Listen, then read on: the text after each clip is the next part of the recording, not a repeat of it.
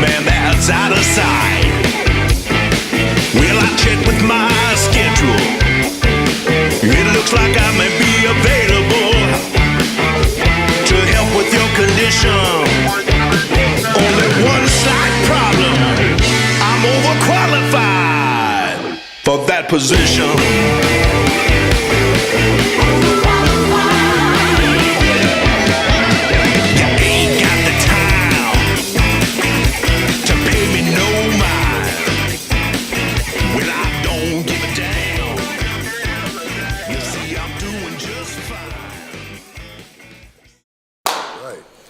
Hey, Peter Keys here. I'm back with Tino Gross for the Insomnia Chronicles. Hello. Let's talk a little bit about the Detroit art scene. What's going? I know that Detroit is having a renaissance of like music, huge art, industry. Like people are coming back. Overall growth. Yeah. So, what's been your experience with that? Like, what's the most notable thing to go see? Well, the Cass Corridor area, for one. I mean, I grew up in the city. I'm from Detroit.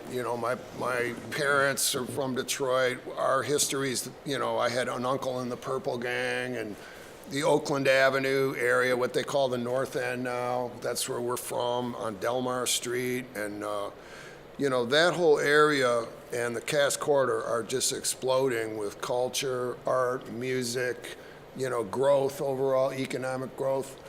And the amazing thing is we were down at Third Man Records about a couple weeks ago, in the Cass Corridor, recording this live MC50 album, and there's two guys from Pearl Jam, one guy from Soundgarden, a guy from Fugazi's in the band, a guy from the Zen Gorilla, and Wayne Kramer. And so we're recording together, and I'm meeting these guys for the first time, and they're just going, and they've got their wives with them, and they go, God, we love this neighborhood. Mm-hmm. You can walk down the street here to a nice store and buy a lamp, and there's... They wouldn't have said that 3 years ago. You could walk down the street and get mugged. You guys have no idea what this spot was like. Yeah. 10, 15 years ago, this was like the Bowery, man. This was like, this is where you came to buy some crack and get a hooker and hope, you didn't get robbed. I mean, this is the funkiest area we've ever had. But you're seeing this happening in Brooklyn and other cities where some of the most hardcore areas are being, revitalized, and they call it gentrification, but money's getting pumped in. You're seeing this all over Detroit now. It's got to move north through the neighborhoods yet to really make people happy. Right. And it will. But man, that whole region now is becoming one of the greatest places to go and hang out and experience food, restaurants, art. There's galleries, there's, everything's happening. So you're seeing Detroit finally is coming back from the '67 riots. Yeah, that's crazy. When I lived here, I remember Cass Corridor, and parts of Detroit were still boarded up from those riots. Yes. And to me that was crazy. All these beautiful old buildings that nobody'd set foot in legally for decades. But I came out a few months ago and went to visit Third Man Records. Yeah. And it was awesome. Like all of the pressing machines and the way it was all set up. So, I think it's really cool that people like Jack White are bringing, some of the money back in and getting things set up. And, there are all these hip cool little areas of town that like I didn't even know existed, man. It's really dope. So. Yeah. So Detroit is making a huge comeback from. In '67, the city had, 2.5 million residents. Right. And as recently as a few years ago, it was down to 700,000. Right. I think that's about when I lived. Yeah. Hey, Jimmy, can you move that camera over there for a minute, man? There we that go. Looks that's great. what's There's a shot. So, a lot of people are excited about Detroit. My daughter, who lives in Brooklyn, she's now even talking about coming back to Detroit, and she sees what's going on, and she looks at me and Lexi and Funky D Records, and it's like, gee, my parents are cool. I'm not embarrassed. You've want to go hang out been with uncool them. for decades, and then all of a sudden you're cool. Like, how old are your kids? 24 and 30. Okay, Two cool. Because daughters. I've got like twin Yeah.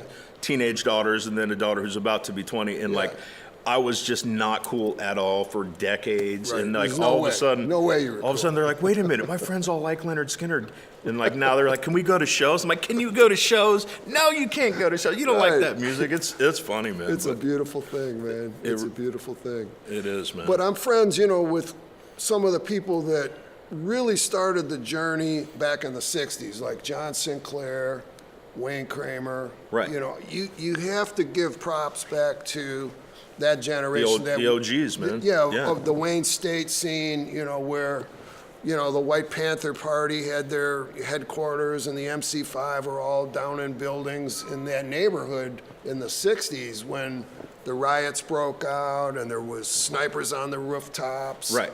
And there was so much social injustice, and black people were being lined up against the wall and handcuffed and taken off in paddy wagons just for being black. And, you know, so this city is starting to heal from a lot of that. 40 years later, 50 years later. I mean, they cut down the entire black community when they put in the Lodge Freeway Right. on I-75. You know, when they said, where are we going to put this freeway? Oh, let's put it through 12th Street where all those little blues clubs are at that are all black owned and all the little record stores. And, you know, they tore up the culture basically to create the freeway system. And there was a lot of animosity. A lot of that led to the anger, you know, that came out of the riots, you know, and the police stayed in Detroit with, you know, the stress units, the cop cars with 4 guys in an unmarked car that could just, you know, stomp on anybody they wanted. See, I remember touring with Funkadelic Yeah. and, you know, the Parliaments, and those guys were talking about what happened back there. Like, Yeah. they were playing when that shit happened. Right. Like, they were in a club literally playing, shut the club down, and they went out, and there was, like, just this massive riot in the streets. Right. And Detroit hadn't healed, you know, since then up until Till now. right now. It's So it's, starting, you know, yeah. it's really cool, and I'm super excited to be talking to you because you've seen the genesis of that Absolutely. whole thing. And, you know, again, with the cockroach theory, man, Yeah, you know, right. you just continue doing what you're doing. You know, this is success right here. This is the man. face of success. This is what being successful in the music industry and Detroit looks like. You Thank know, you, sir. it's not that Thank you. polished, like, you know, super fancy whatever shit that you saw in Nashville. Sorry, Nashville, I know. But, you know, it's really about Right. just being down and dirty and, like, you know, getting that vibe, that Rust Belt, something in the water, man. Well, you know, Pete, thanks for saying that. And to me, it's always been the reward is in the doing. Yeah, It's the journey, man, is the real reward. that's a very Zen saying, man. Well, it's true, man. I mean, look, I wake up every day and I go, gee, I wonder what today's going to hold. Yeah. What's the next big adventure around the curve in the road ahead? And then you call me, you know, and here I am, you know, sitting here on this wonderful show. But the truth is, man, the money can come and go, come and go, come and go. But it's in the doing Yeah. that you get the most Look, joy. I've always believed this. It's like, do the work and the Yeah. money will come, man. It's Exactly. like my sister says this is great. She's like, it's all God's money. Amen. And I'm like, wow, that's deep because, you know, That's so once true. we let go of that Yeah. and kind of get out of the way, he'll kind of trust us with more to be a steward of it. But really, Right. we're just passing it back and forth, man, you know? Yeah. So the more that we do, the more that we're able to do. And that's, you know, I love that. That's what I love about you, man. I knew that right away. I was like, Tino's one of us, one of the guys, you know, everybody. Tino Gross, Insomnia Chronicles, that's what's up.